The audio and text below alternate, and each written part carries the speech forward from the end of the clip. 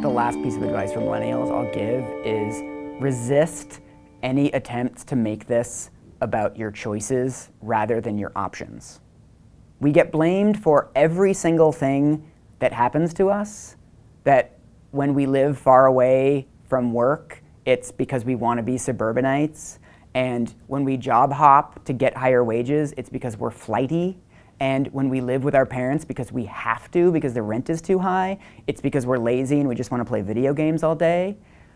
Next time anyone brings up anything about your choices, tell them about how your options have changed. Our options are objectively much more difficult now than they were for our parents. Look up any statistic about wages, about the prices of housing, healthcare, and education, about what kinds of jobs are available, and it is objectively worse now. It is not your fault. It is the fault of the people who are not interested enough to find out how things have actually changed in this country. I think it's important to have a reality check that most humans want a level of security and most humans want prosperity for themselves and their families. And so when we say things like millennials don't want to work or millennials want to move jobs every couple of years, what we're oftentimes expressing is that millennials are working in an economy where they have to. There's all kinds of economic data showing that if you want a raise, the best way to do that is to switch jobs. So for a lot of us that are paying off our student debts and paying way too much in rent, we need to move jobs.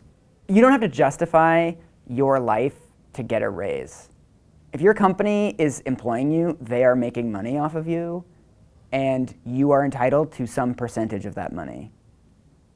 If bosses say they can't afford you, then threaten to leave or leave. I don't see any reason. I think it's very important to keep in mind that your company is fundamentally not loyal to you, even if the people are nice and even if your boss is great. Your company, the minute they need to let you go, they will let you go, and it's time for you to have the same relationship to them. So frankly, you do not have to tell your boss about your student loans. You do not have to tell your boss about your high rent. You should go into your boss's office every year and tell him you should get paid more because you deserve it, and he is making money off of you, and you deserve a huge chunk of that.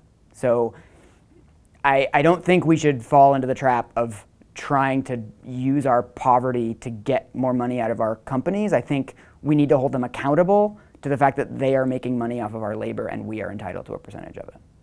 So I think we oftentimes talk about economic circumstances as if they are the preferences of millennials, when actually they are the necessity of millennials.